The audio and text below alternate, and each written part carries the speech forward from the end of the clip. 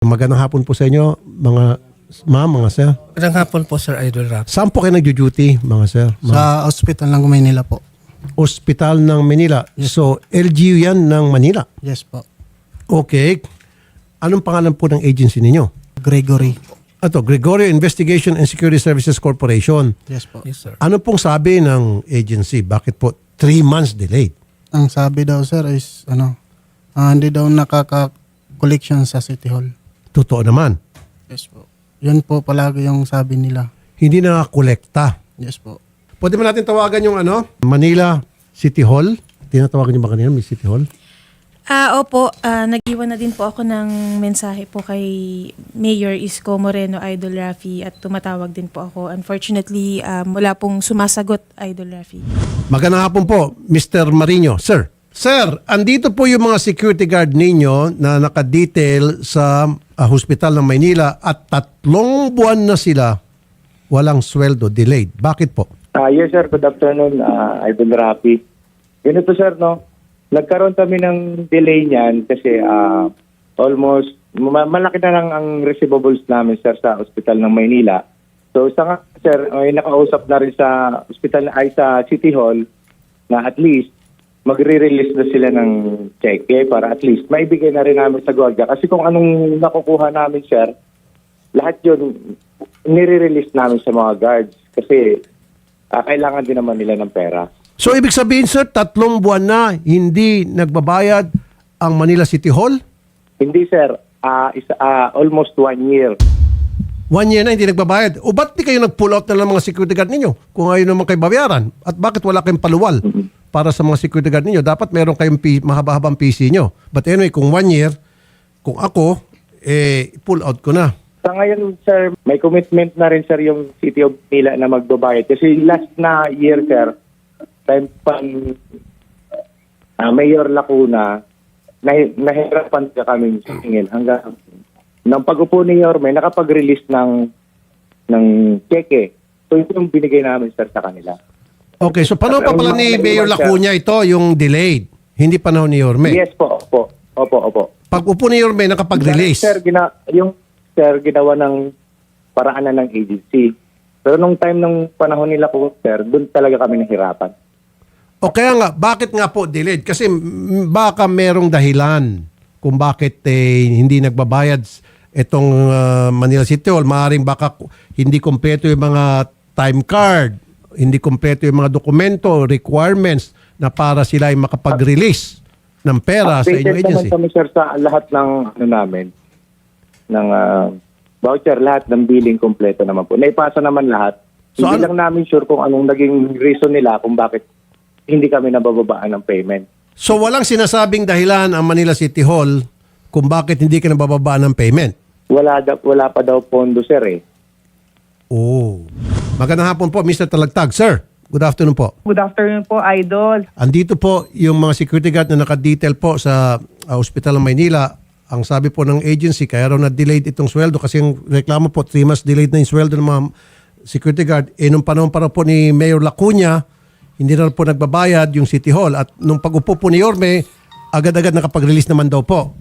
Pero not good enough. Baka pwede yung ma-release na natin lahat para yung 3 buwan na atraso maibigay na po. Yes po, Senator Rafi, no, kinukonfirm po ng pamahalaang lungsod na may naiwan po 170 million po. Isa po yan po sa mga obligasyon na mana po ng administrasyon ngayon ni Mayor Isko Moreno na pilit natin tinutupad po ngayon unti-unti. Kasi po, as you know naman po, negative 11 billion po ang inutang, humigit kumulang ang obligasyon na iniwan sa atin. So, paunti-unti po nagbabayad po tayo since po umupo si Mayor, buwan-buwan po nakakapagbayad naman po.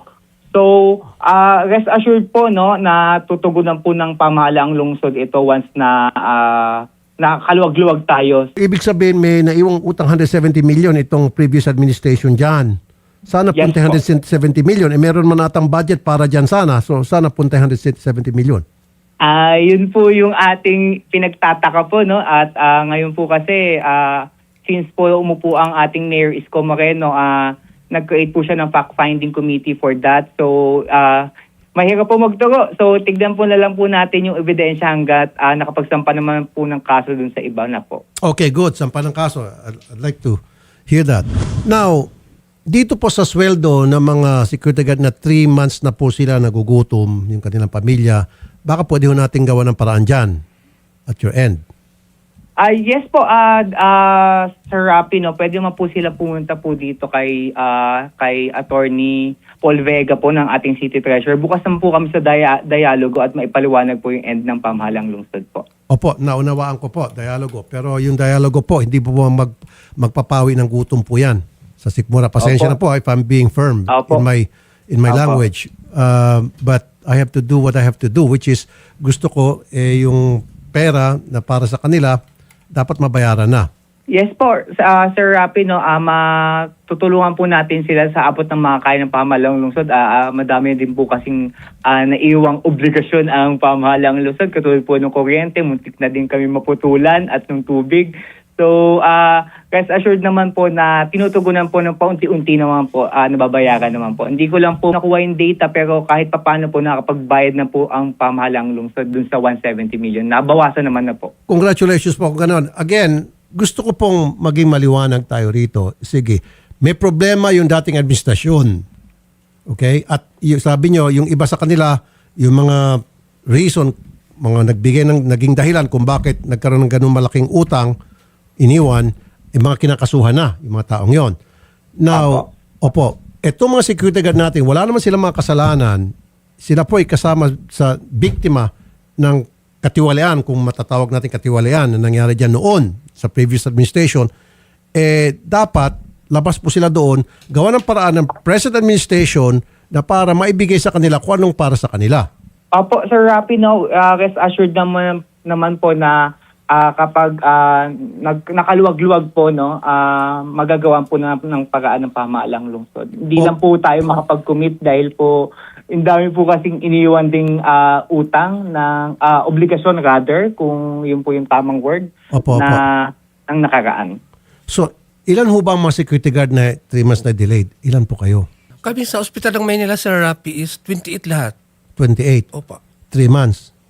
Pareho-pareho po lahat. Baka kaya pong paluwalan muna yan. 28 sila tapos yung 3 months sweldo nila. Sige po, kakausapin po natin yung agency nila kasi po as per Attorney Paul po, ang ating City Treasurer po, nakapagbayad na din po naman ang pamahalaang lungsod. O nga po. Punta na lang po sila dito sa City Hall directly po. Okay, sige po. Sasamahan po namin sila dyan sa City Hall para meron pong maibibigay na pasweldo ang City Hall dito po sa kanila. Tama? Apo. Sandali lang po Sir Greggy, nakikinig ka kanina pa, ano po? Yes po, listening po. Okay. So magipag-ugnayan po kayo dito in Treasurer's Office para ma-releasean ng sweldo itong mga security guard ninyo. Pero meron na po mga na-release, Sir Greggy, sa inyo? Sabi ni... May na-release po nung last time na Talata. pag-upo ni Yorme at yun din po yung binigay namin sa kanila lahat. Okay, Nang so nirelease na cheque, yung binigay namin sa kanila, Idol. utay-utay. Yes po, opo, yun po ang nangyari. Kasi naipit na din po kami. Pero sir, tatlong buwan to na walang sweldo. Ako, 3 buwan Opo, sila gagawan nagugutom. po natin paraan, Idol, para at least. Saka wala din problema, pupunta lang din sila dito sa office para at least masettle namin kung ano talaga ang gusto nila at saka yung sahod na rin nila. Yung sahod po, Makausap ko din yung sahod importante kasi 3 months, ibig sabihin, no December, gutom po sila. Samantalang halos lahat tayo, karamihan sa atin, may Noche Buena, may mga handaan, may mga regalo, Opo. biling regalo. Sila wala, gutom, baka nangutang lang para maitawid Opo, yung Idol. Pasko. Yun nga Kaganatas po yung Pasko. Idol, ginawa po namin ng paraan na at least makapag-release kami ng 13 months nila at saka cash advance para at least mayroon din naman silang may that Pasko. Mr. J. Talagtag. Yes, Idol. Alright, sige, mag-usap po kayo ni Sir Greggy. Opo. Yes po, sir. Ang aking concern, at least man lang, pagpunta nila dyan tomorrow, meron sila matatanggap. Ayoko naman pagdating dyan, bokya sila. Parang useless ang pagpunta dito sa amin. Okay po, Senator, no? Makipag-ugnayan din po kami sa security agency at dun po sa mga bisita po ninyo ngayon. Okay, sige. Pupunta sila dyan, come what may. Meron silang matatanggap na pera. Tama ba, Sir Greggy? And after this po, makikipag-coordinate na kami agad para at least kung ano man ang action, by tomorrow meron na po. Kung ano man ang maging tugon nila. Sir Jay, Mr. Talagtag, kasuhan nyo yung mga dating nakaupo dyan sa City Hall at kung sino may mga sala, kasuhan nyo. Yes po, Idol. As Pakulong we nyo. speak po, no? Nung state of the inaugural address po ang ating Mayor Isko Moreno, no? Lahat po ng nabanggit niyang pangalan ay may kaso na po. As we speak. Good. Sana, Ombudsman. sana makulong. Tapos, Yes po, we sure po na we gather evidence, strong evidence at hindi lang po kapuitso yung kaso. sige po, maraming salamat po sa time na binigyan nyo sa amin. Maraming salamat po, Idol. Ingat po Thank you kayo. po. Okay, Sir Greggy pupunta kami dyan sa inyo sa City Hall at may matatanggap kahit papaano itong mga security guard hanggang sa mabuo yung bayad. Okay? Yes po, Idol. Maraming salamat po. For the meantime, sir, maliit na itong bibigay yung tulong sa inyo. Bigyan ko tig 10,000 para pantawid lang. At bukas kami na ba sa pamasahe lahat, samahan namin kayo doon sa City Hall at saka sa agency para magpaluwal silang pera para sa inyo. Okay? Okay po. Punta kayo Maraming doon kay salamat Odette, bigyan ka tig 10,000 bawat isa, ha? Salamat po sa pagpunta. Magandang hapon po. Ito po sir, no, yung sinabi nga po ni Senator Raffy kasi alam po niya na hindi po naging maganda. Para bang niraos lang po natin yung Pasko at Bagong Taon dahil nga po sa wala po talaga at all yung inyong mga sahod 3 buwan. So ito po yung 10,000 po. Paunang tulong po ito ni Senator Raffy and i-make sure naman po ni Idol Raffy na makukuha nyo na po yung inyong mga sahod. Okay, ito po yung 10,000 po. Salamat sa'yo, Idol Rapi Tulpo. Maraming salamat, Idol Rafi. Mga inaaping Pilipino, nandiyan ang Diyos Ama, nakamasid sa'yo. Okay, so ngayon kasama natin again ang grupo ng mga security guards natin. At kahapon lamang sir, no, nakausap tayo ni Senator regarding nga dito sa 3 buwan na atrasadong sahod po ninyo. Isa sa mga napag-usapan natin sa radyo, sir, ay makausap natin yung agency with ganoon din ng ating LGU ng Manila. Pero for now, unahin natin yung maibibigay ng agency sa inyo na kahit papano pandagdag po dun sa naibigay ni Senator, pandagdag din po sa inyo pang araw-araw for the meantime habang inaantay nating ma-release yung kabuang 3 buwan pa po na i-release na pera from Manila City Hall. Okay po, sir? Sige. Okay po. Rapi Tulpo, isang taong hindi ka iiwanan. Basta nasa tama ka, ilalabang ka ng patayon. Kahit na sariling reputasyon niya ang itaya, ipagtatanggol ka niya kahit siya ang mapahiya. Ang sarap kapag panatagsan man ng iyong tungtungan, dahil merong Rapi Tulpo ka na masusumbungan. Pag sa hirap ang lahat ay gusto mo ng tuldukan, gagawa ng paraan pa siya ang iyong tinakbuhan. Di lang basta solusyon sa iyong pinagdadaanan. Maraming mahirap. Okay, so ngayon nandito na tayo sa opisina, of course, ng agency natin na Gregory Investigation and Security Services Corporation. And of course, we have again Sir Greggy. So kahapon po, sir, nakausap po kayo mismo ni Senator regarding nga po dito sa hinaing ng ating mga security guards. At yun nga, nabanggit niya na sana meron pang maibigay o ma-release muna for the meantime din na pasahod kahit papano po dito sa mga workers natin. So how are we going to work out on that, sir? At meron ba tayong maasahang matanggap nila today? Katulad ng napagkasundoan kahapon na sa request ni Senator Idol Rapi Tulpo na at least kung pupunta sila sa opisina may maibibigay. So ngayon yun pangako din namin na gagawa namin ng paraan. At least ito nagawa na ng paraan at i-release namin yung isang buong cut-off nila para at least yung remaining, total nag-render na rin naman sila ng resignation. Yun yung ipaprocess after ng makasingil at commitment ng City Hall na mag-release sila ng after at 20th ngayong January. Ibibigay namin sa kanila yung kung ano man ang dapat nilang matanggap at para sa kanila. So rest assured namin yun, ma'am, na may bibigay namin sa kanilang lahat yun, ma'am. Of course, no, yun naman ang commitment ng City Hall na by 20th or 21, maibigay nila yung sahod po na kabuuan ng 3 months na backlog. But of course, sir, meron din kasi mga nabanggit na kaya daw nagkakaroon ng parang backlogs or hindi nasasahuran, hindi nag-release kaagad ang City Hall ay dahil meron din daw kayo mga requirements na hindi na ibibigay. Can you clarify on that, sir? Regarding dun, ma'am, lahat naman ng documents na kailangan at para maipasa sa kanila para makapag-release ng payment para sa amin, naibigay na naman namin lahat. So waiting na lang din kami ng payment At kung meron mang kaming lackings, agad-agad naman namin inaayos para hindi ma-delay yung payment sa amin. At doon sa mga iba pang gwardiya na ganun din ang naging sitwasyon, ang mangyayari is masisettle yun siya pagka continuously na masingil na makapag-kolekta kami sa kanila. So far sila kasi nag-render sila ng resignation, kung anong makukuha nila at kung ano yung process na normal, yun yung mangyayari. And of course, para mas malinawan tayo on that, kukuha rin tayo of course ng panayam or side ng LGU ng Manila, no?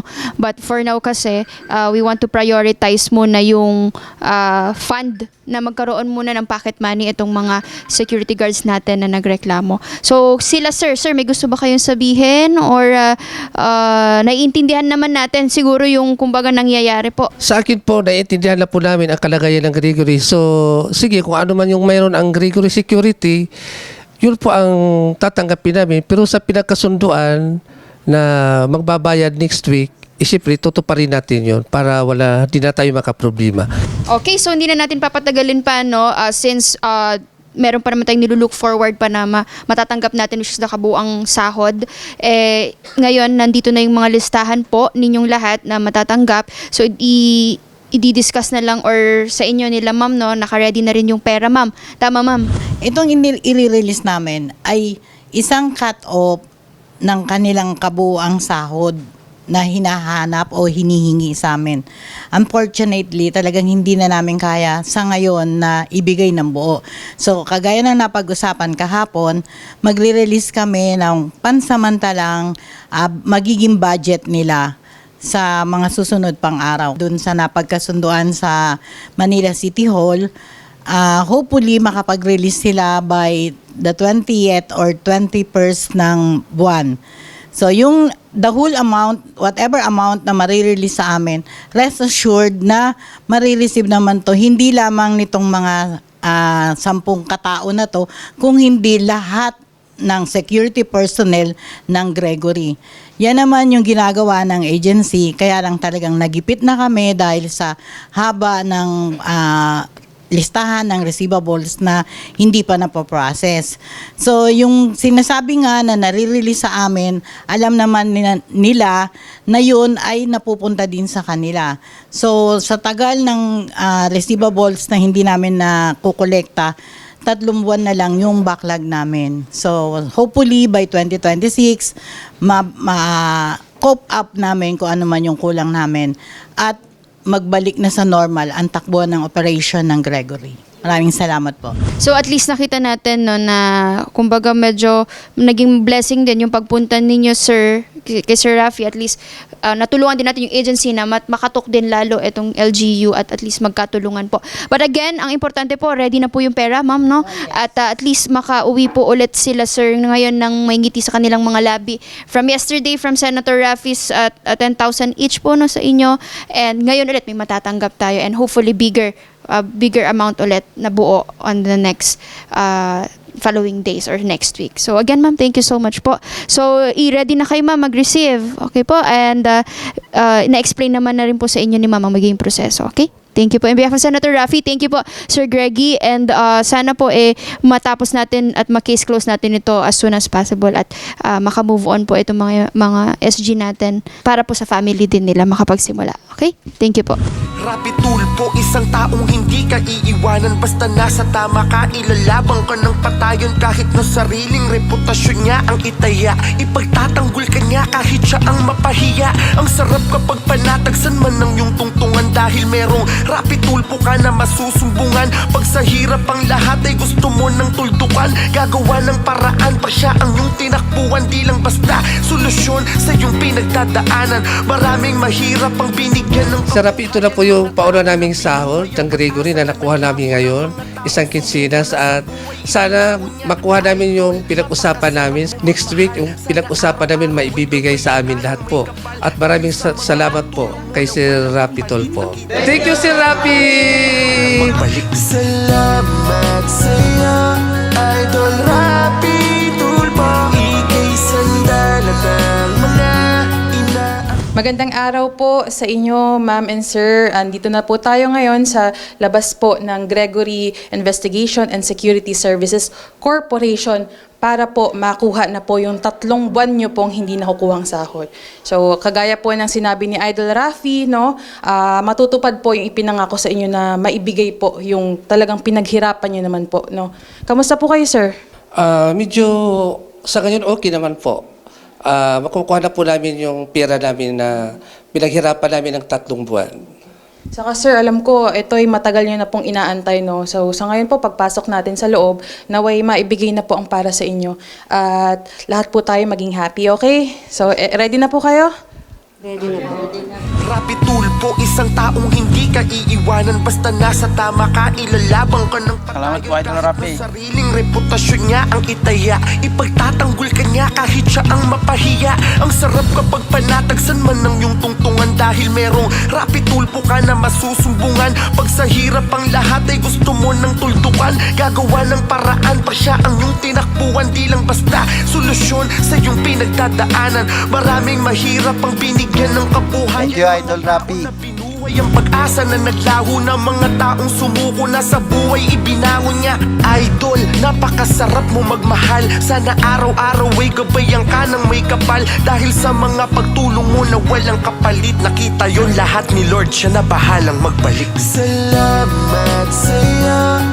Thank you po sa kay Rapid Tulpo at saka sa agency ko po. Thank you rin po. Ng mga inaaping Pilipino. Thank you po, Sir Rafi. Nakuha na namin yung naasam namin sa Kailangan ka ng sambayanan. Marami pong salamat po kay Idol Rafi Tulpo po. Marami pong salamat. Thank you po. Marami ang natutong pag napulot dapat ibalik. May mga taong binalik mo ang ngiti sa mga Maraming salamat kay Sir Rapiton po na binigyan na po yung sahod ko na 3 buwan. Binigyan ng hustisya, mga pinag-ayos na mag-asawang nasisira, mga pinagbating kaibigan na nagkainggitan, masasamang banta ay Idol Rafi, maraming salamat po. Nandito na po yung 3 buwan naming sahod na inaasam namin. Maraming salamat po. Saludo po kami sa inyo, sir. At iyan po yung mga gustong makita ni Idol Rafi po. Kung ano po yung pinangako niyo, sir, tinutupad po ninyo. So maraming salamat, sir. Tulad ng napag-usapan at inaasahan, no, na ginagawa ng paraan at nagawa ng paraan at patuloy namin gagawa ng paraan kung ano man pwedeng maibigay sa kanila. At sila lahat naman ay clear at nakatanggap ng mga kanya-kanyang COA nila dahil sila ay nag-resign at nakuha nila yung kung ano mga benefits na makukuha nila dahil resign na sila lahat at kami nagpapasalamat kung anong naibigay nilang serbisyo nila sa Gregory, lalo-lalo na sa mga kanya-kanyang detachment. Thank you po, Idol Sir Rafi. salamat sa'yo.